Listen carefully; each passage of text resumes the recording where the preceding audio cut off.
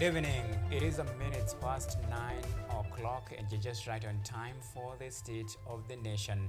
Well, a lot has happened this particular day, from President William Ruto breathing fire in the northeastern part of the country, putting Al-Shabaab militia on notice, to former Deputy President Rigathi Gachagua opening Pandora's box, and of course this time round accusing, or rather alleging, that President William Ruto bribed him with 2 billion to pack and go home. Well, while you contemplate about the recent development in the country, and even as the political temperature continue to rise, well, the education sector is bleeding. The new funding model was supposed to be the antidote that will cure the cash crunch crisis that has been facing the country in the education sector. While you reflect on this, the noble cause, many questions have been rising about the real intention. What has happened to what was supposed to be the cure to what is happening during this particular period that the Presidential Task Force was put into place to try and come up with a mechanism to make sure that every child gets equal share as far as the distribution of the national cake is concerned. And there is some recommendations that were made, and in regard to this, we are talking about now the new funding model that was supposed to be the cure. And in some of the areas that were tackled in this, the new funding model, that the new funding model framework seeks to offer students whose household are at the bottom of the pyramid an opportunity in accessing university education and tertiary and vocational education. The funding will be based on the choice of the program based on household income and informative performance and government priorities. Well, we have areas like the vulnerable, and of course the needy and the less needy in that particular bracket of the funding model. So let's take a look at each category, what was supposed to be covered under this particular model, and we'll begin with the vulnerable and of course the vulnerable and the extreme needy in that particular bracket. Now, the student falling under the vulnerable and extremely needy band will qualify for 100% government funding. And of course, this is where the government will give in terms of scholarship and loans, and the household will pay absolutely nothing. Now, those from the needy and less needy household will get 93% government funding, and of course with their household contributing to 7% of the tuition cost. Well, this is where the government will offer up to 53% of scholarship, and of course 40% that will come in form of loans, and the household will cater for 7% of their tuition cost. Now, the needy student joining university will receive government scholarships of up to a maximum of 53% and loans of up to 40%, and their household will yet again pay the 7%. Well, this was to try and make education accessible and try to reduce the burden to parents of paying very huge amount of fees, and try to solve the cash crunch crisis that had really bedrock the learning institution, the universities, and of course the higher learning institution, and that was supposed to be the cure. However, after moments of reflection, well, there were some thought and of course the change of heart, and this model was revised to now that we are having now the new models still under this funding, but with a branded name, the bands. This is where the bone of contention lies. Many have really complained about where they were placed, and of course some finding themselves in band 5, where they're supposed to be either in band 1 or band 2. And these are really cause confusion in the education sector, some calling for total overhaul of this new funding model. So under the revised funding model, those in Band 1 are the extremely needy and vulnerable. This group will receive a bulk of government aid in terms of scholarship at 70% and loans at 25%, while the household will contribute only 5% of the fees. Remember, in the initial one, the family, of course, those who falls under this particular bracket will actually get full scholarship in terms of the funding, the 100%. Then the family will not to pay anything. Now in Band 2, these are students coming from low-income families who require substantial aid. The group will get 60% of scholarship and 30% in loans, while they will have to pay 10% of the fees and get 55,000 in upkeep. The needy student in Band 3, whose families have a modest income, will get 50% in scholarship, 30% in loans, and 50,000 as upkeep, while they will pay 10% of the fees.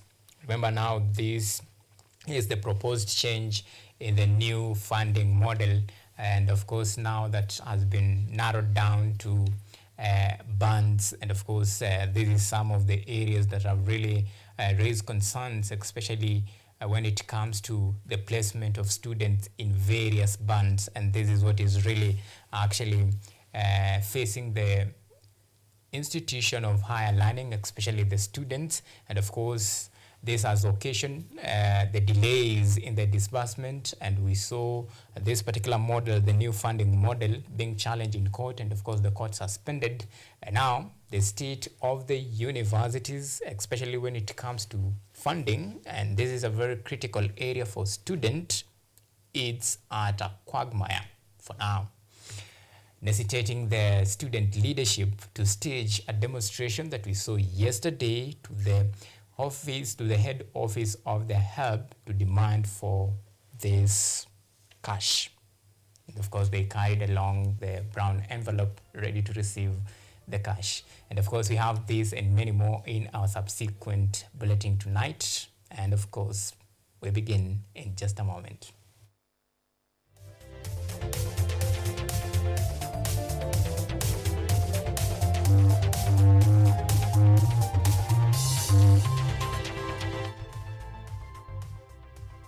This is KUTV Primetime News with Auma Evans.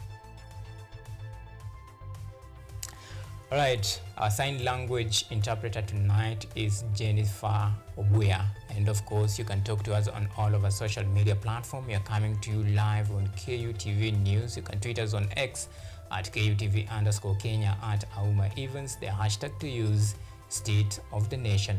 So tonight we begin the State of the Nation with matters politics, where former Deputy President Rigathi Gachagua has yet again opened the Pandora's box, criticizing his former boss for running a corrupt government. Gachagua now claims that he was offered $2 billion to pack and go home by President William Ruto last year before he was ousted out of office. Our political affairs reporter Edward Nyamu opens our bulletin tonight with the report. Mimi nataka niwaambie hawa jamaa, if you want a semblance of a competition, look for an agenda, leave division. Division will not get you anywhere. The race to defeat President William Ruto come 2027 has seen leaders from different political divides, particularly those in government, issuing their concerns over who will be the driver in the new political formations being witnessed. The recent union between Wiper leader Kalonzo Musyoka and DAP Kenya Eugene Wamalwa together with Rigathi Gachagua is now being seen as the new face of the opposition. Gachagua factor is still raising concerns after him hinting of joining hands with former Interior CS Fred Matiang'i. Sisi mtu ya mlima tuko na record nzuri sana ya kusaidia watu. Tumesaidia William Ruto, tukisaidia Eugene maana hakuna makosa, rais asikasirike. Tukisaidia Matiang'i hakuna makosa, tukisaidia Kalonzo hakuna makosa, wakiamua kutusaidia hakuna makosa. Kwa hivyo kuona kwangu ni kwamba kwanza, hata kabla hatujaamua ni nani, ambaye atabeba bendera ya kuokoa Kenya wakati ukifika. Kwanza ni kuunganisha watu wetu na hasa jamii ya Mlembe. Mtakuwa na msemo kubwa sana katika serikali ambayo inakuja. On the grounds of his impeachment, Gachagua stated that there was a plan in place to remove him, highlighting that he received a considerable amount of money from his former boss to resign, for which he refused. Na mimi ningesikiza vile rais alikuwa ananiambia nijiuzuru, because alikuwa ananiambia wewe jiuzuru nikupatie bilioni 2 uende nyumbani, uende upumzike, fanya mambo yako, uwe na security, uwe na mshahara na unaweza simama siku nyingine. Sasa nikajiuliza, yule anakupangia mabaya anaweza kukupatia suluhisho ya vile utaishi? Ukiona ile mtu anakupangia mabaya, ile barabara anakuambia unaenda opposite. Ruto, who don't seem to be bothered by the recent occurrences, has opted to focus on his development tours in the western and northeastern regions to boost his popularity, something that Gachagua has rubbished, stating he will be in the winning team come 2027. Niliona John Badi pale ameenda bunge la wananchi jana akisema hakuna ingine itakuweko, lakini ukweli ni kwamba NSSF imeongezwa. Wewe tu ni kuongea wanaongea. Tumeona finance bill imeletwa through the back. Mwenyezi Mungu akitusaidia tukifaulu, na tutafaulu, hii housing levy tutaondoa kwa sababu sio kazi ya serikali kujenga manyumba. It is now a matter of time to see the new formations from the opposition side, with Gachagua being expected to give his direction come Sunday 9 this month. Ruto, on the other hand, remains calm, knowing that he has 2 years remaining to prove his critics wrong. Edward Nyamo, KUTV. It now still matters politics. President William Ruto has hit out at his critics for propelling baseless and cheap politics against his administration, claiming that they are failing due to lack of clear plan and agenda. Ruto made these remarks during his first day tour of northeastern region, as Ochieng Cynthia now reports. After the conclusion of development tour to the western region, President William Ruto has yet again embarked on a 4-day tour to the northeastern region, this time promising inclusivity of the region in national development projects. Addressing Mandera residents, President William Ruto continued to slam leaders opposing his government, affirming that they will fail for lack of solid strategies, agenda, and they are leaderless. Upande ule mwingine ni watu hawana mpango, hawana sera, hawana ideas, hawana chochote. Ati mpango yao yote ni vile watagawanya Wakenya. Kama hawasemi mambo ya ukabila, wanasema mambo ya sijui dini. Kama hawasemi mambo ya dini, wanasema sijui nani wa kutoka mulima, nani wa kutoka bonde, nani wa kutoka bara, nani wa kutoka ziwa, nani wa kutoka wapi. The head of state promised to abolish the vetting process conducted in the residents of northern region when trying to get their national identification cards. This is amidst the recent complaints of foreigners illegally taking up spaces in the country, majorly through bribery. Na ndio kesho mimi niko na ceremony kubwa ya kuondoa once and for all ile maneno ya vetting ambayo ilikuwa inagandamiza watu wa Northern Kenya. Wanafanywa kama sio Wakenya wengine wakati wanatafuta kitambulisho ama mambo ya kuhakikisha kwamba wanapata pia passport. Nevertheless, leaders from the region took the opportunity to lobby for their development, even as they promised to fully support President William Ruto ahead of the 2027 elections. Hapa Mandera ni a broad-based government. Hapa Mandera ni a UDA. Deputy President Kithure Kindiki, on his part, praised his boss for the work he is doing in uniting the nation, vowing to support him achieve his set goals. Na kwa hivyo Mheshimiwa Rais, kazi ambayo unafanya ya kuhakikisha kwamba hata baada ya kuimarika kwa usalama, watu wa Mandera watapata barabara, maji, stima, tunakupongeza na tunakuunga mkono, kwa sababu Mandera ni Kenya na lazima ipate haki yake kama sehemu moja ya Kenya. Ruto did not forget to promote his agenda, focusing on the issues of livestock vaccination, education, and plans to bring electricity to the region. He is expected to launch more projects in the region for the next 3 days. Ochieng Cynthia, KUTV.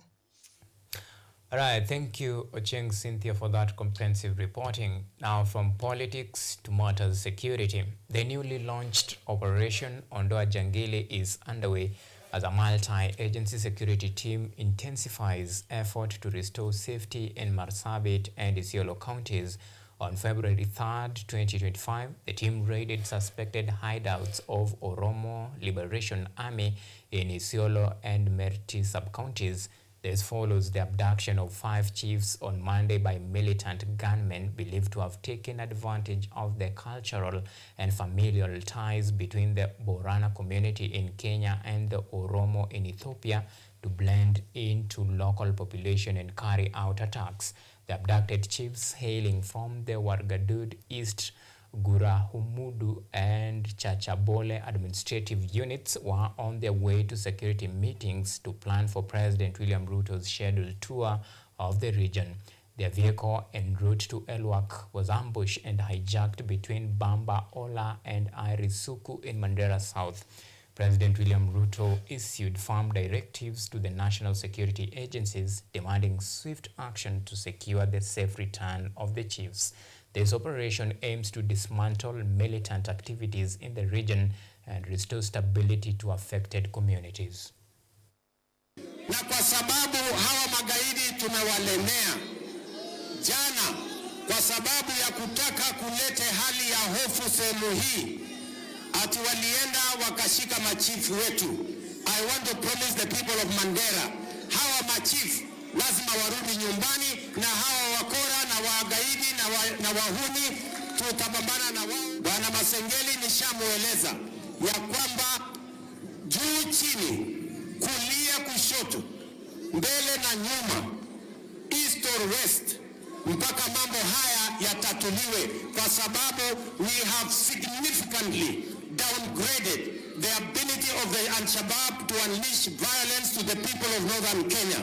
And we will not stop at anything until we make sure northern Kenya is safe like any other part of the Republic of Kenya.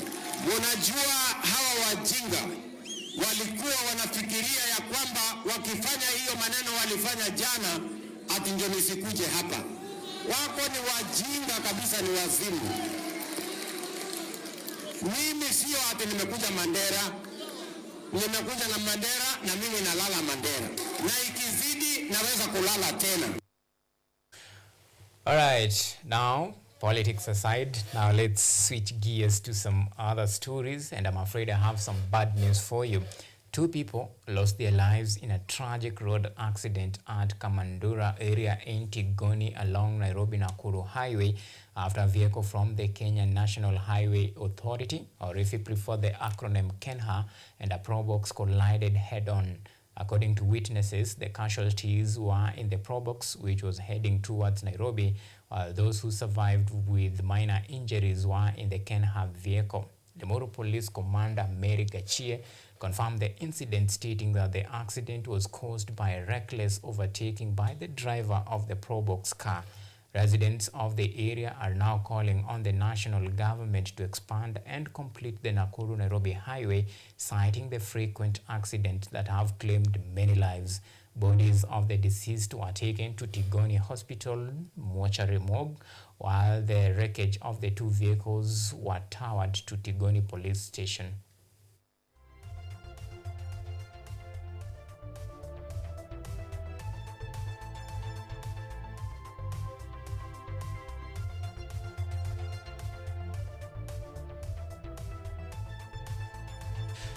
All right, now switching gears to Kakamega County, miners across the country have been urged to prioritize safety after a gold mine collapsed in Hayega, Chinyalu sub-county in Kakamega County, trapping 20 miners. The Monday evening incident has raised concerns over the mining safety regulations. 18 miners have been rescued and are receiving treatment, while a multi-agency rescue operation involving the Kenya Red Cross, Police disaster response team and the local volunteers continue with their effort to save the remaining two. Prime Cabinet Secretary Musalia Mudavadi in a statement expressed concerns over the tragedy and urged the miners to prioritize their safety. The collapse is the latest in a series of incidents involving artisanal and small-scale miners in Kakamega County. Shinyalu Sub-County Police Commander Daniel Mukubo reassured affected families, stating that rescue teams are working tirelessly to salvage the situation. The incident has reignited the debate on enforcing stricter safety regulations in the informal mining operations as authorities push for safer mining practices.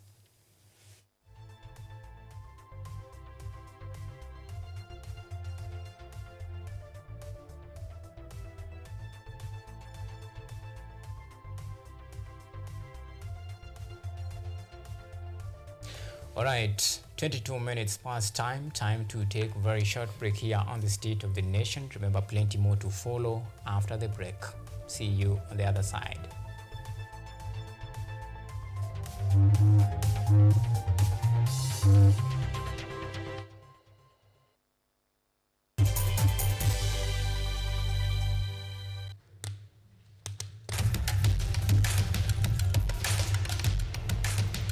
Access to knowledge, solution to unanswered questions.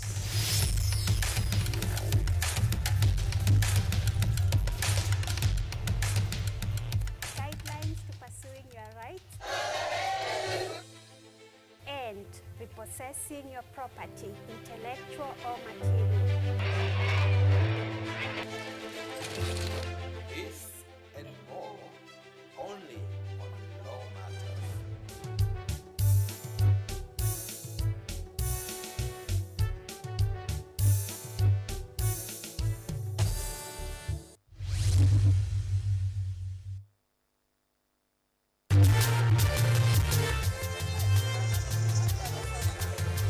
Ni nguzo na uso wa jamii. Kupanda shuka, akawa tuzo. Ukakamavu wake, ukatii na kumfanya mwenye bidii. Kwa machozi na makeke, akabaini jinsi ya kuweni. Huyu ni mwanamke ngangari, kwa jinsi alivyo ng'ari-ng'ari. Mimi ni mwanamke mwake.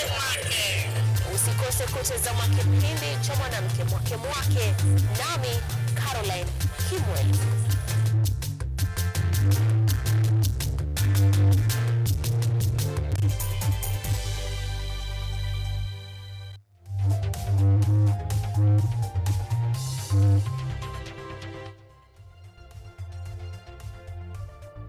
You are watching KUTV Primetime News with Auma Evans.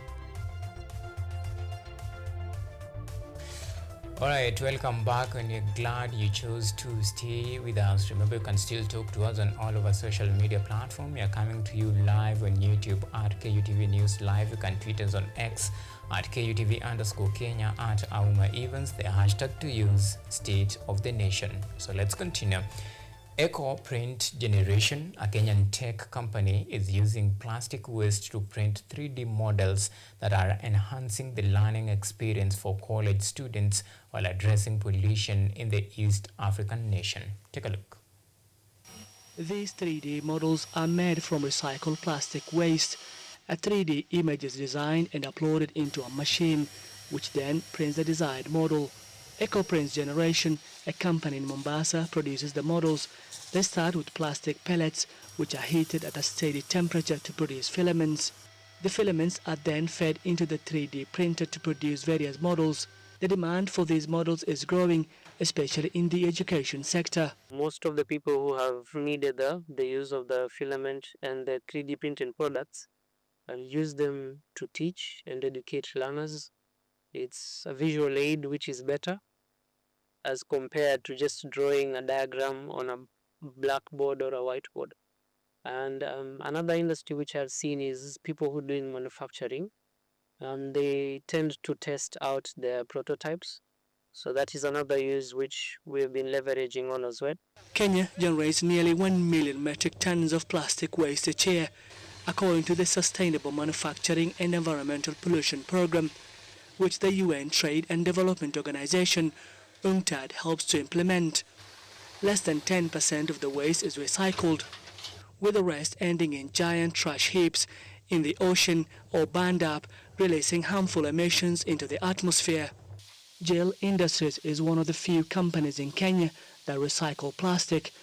The company processes the waste by breaking it into small pieces, then cleaning and sorting it by color and quality.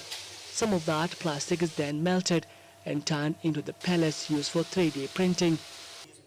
One of the EcoPrint's key customers is Kenya Coast National Polytechnic, a college in Mombasa. Architectural students there use 3D models made from recycled plastic to showcase house structures and surrounding features like trees, cars and people. These 3D models have made teaching easier for lecturers and improved students' understanding of their coursework. The 3D models, it has really helped us, as every time it comes in exam, it is really easy for you to remember what to do and what you have been taught by the teacher. These 3D models has helped in creating the realities of what is done theoretically in class. During the demonstration, it helps now in creating the reality. We can see the realities of cars, of landscapes, that is for trees, for persons, people who are living in a particular building when we do our design. As education and teaching methods change, these young innovators see a chance to grow their business by using plastic waste to benefit students, the environment and their communities. For now, EcoPrint generation prints only small and medium-sized objects, but they have ambitions to print bigger ones, such as a house that architecture students can use for their studies. Mohammed Yusuf, VOA News, Mombasa, Kenya. Well, that is innovation at its very best. Now, a Kenyan company is using the age-old art of glass blowing to recycle waste into sculptures, goblets, beads, and more. Juma Majanga reports from Kajiado, Kenya. At Kitengela Hot Glass on the edge of Nairobi National Park, James Gashuki and other artisans are busy recycling glass waste into these colorful products using the traditional art of glass blowing. We have wine glasses, we have tumblers, we have assorted vases, we have jugs, we have sculptures also, and for custom items we have dolls, which we use in making the furnitures and the panels. Glass constitutes 2% of the country's waste, according to Kenya's National Environment Management Authority. Kitengela Hot Glass owner Anselm Cruz says the company recycles about half a ton of glass per day and more than 4,200 tons since it was founded over 3 decades ago. Our mission was to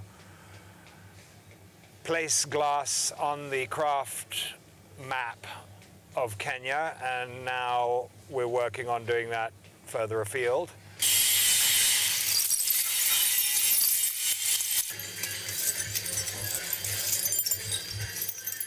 The process begins with the collection of scrap glass, which is then sorted by color, cleaned, and left to dry. The dried glass is fed into a furnace and left to melt overnight at nearly 1,200 degrees Celsius. In the morning we have a big bath of molten glass that's like a bowl of soup, and from that we will gather and pull out the glass that we need, and the same, so honey principle, if you stick a spoon into honey and turn it and it pulls out a bit of honey, that's exactly what we're doing with the glass, except hotter and bigger. Then when you have that lump of stuff on the end of your blowpipe, that's when you start shaping and tooling and pulling and controlling it into whatever the object is that you want to make. The results are these glittering glass products that attract local and international clients. South African-based Kenyan sculptor Stanislaw Trebinski has exhibited in the United States and elsewhere. He worked with Kitengela artisans on pieces for a new exhibition. I mean, I think it allows people access to a very high-end product at a very affordable price. I mean, if you understand what goes into it. I certainly have benefited greatly from it. And Kitengela Hot Glass says the environment benefits as they turn waste into something beautiful. Juma Majanga, VA News, Kajiado, Kenya.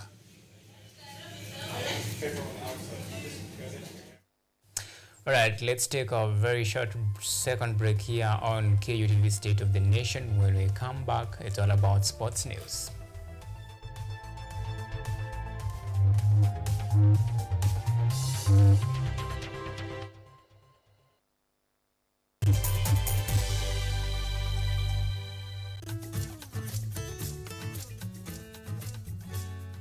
Hi, my name is Stella Tioi.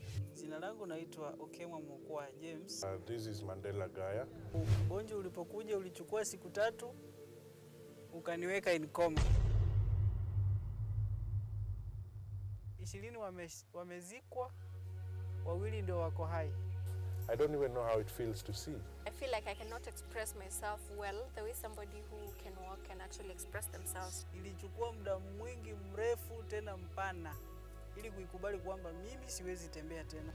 I've come to actually accept myself. Ukijaribu kumsimamisha mtu umwambie tafadhali nionyeshe njia. They find it quite strange talking to you.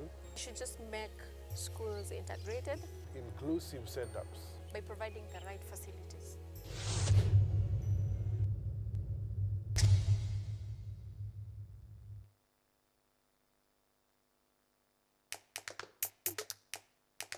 Badala ya kutafuta kazi, tunaweza kuanzisha miradi yetu ambayo ingetusaidia kubadilisha maisha ya wazazi wetu. Kwa vijana wenzangu, wengi hawana kazi, lakini ikiwa sisi wenyewe tutajiamini, tunaweza kujiajiri wenyewe. Afrika kwa kweli tuna mahitaji ambayo ukiyasuluhisha unaweza kuathiri watu kwenye bara hili. Bila uoga,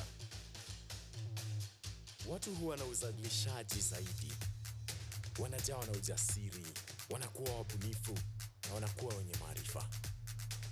Niliamua kuacha kazi, hata kama sitafanikiwa, nitakuwa nimejaribu, nitakuwa najua haiwezekani. Hakuna kitu cha ajabu hapa. Kila anayepata ufanisi hufanya kazi usiku na mchana. Kitu kitakusukuma na kuwezesha kupata maarifa ambayo hukuwa nayo. Tunajaribu kutengeneza kitu kitakachopita mipaka nchi hii. Ikiwa unataka kubadilisha ulimwengu, anza na nyumbani.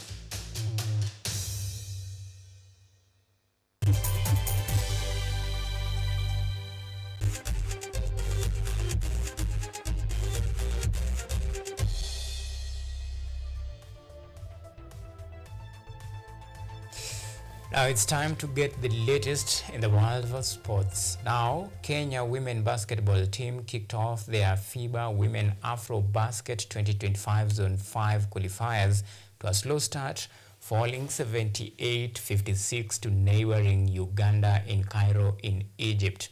The George Mayenga-led charge will be hoping to punch a one-way ticket in the ongoing qualifiers to secure a place in the Continental Showdown in Ivory Coast. The Lioness has been pulled alongside host Egypt, Uganda, Burundi and South Sudan in their do-or-die affair.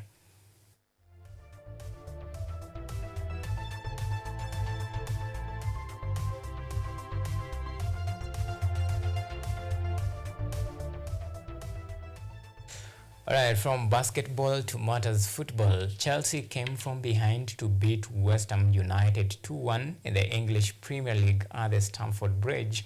The visitors opened the score sheet courtesy of Jared Bowen, 42nd minute strike. Pedro Neto equalized for the host in the second half before Aaron Wan-Bissaka turned to his own net and handed Chelsea all 3 crucial points. The win takes the Blues back into the top 4, 2 points ahead of Manchester City in 5th and 4 behind third place Nottingham Forest. Up next is a trip to Brighton on Saturday in the 4th round of the FA Cup tie.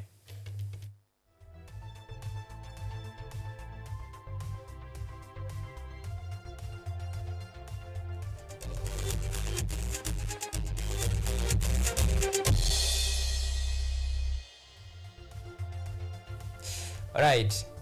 So football is so amazing and so beautiful. In fact, they say football is close to, actually it's the second love after our mother. And of course, when you see your best team bringing smiles on your face, then actually that's the more reason for you to smile. So for me, I have a reason to smile today. What about you? Do you have a reason to smile today? Did you are you a fan of Manchester United? Are you mourning? Do you have a reason to smile? Of course, Chelsea made us proud, top 4, and we are coming for this thing. Anyway, many thanks for the men and women behind the scene, and for all those who made this production a success, and of course for you, our esteemed viewers, for always keeping us a company in the last 38 minutes or so.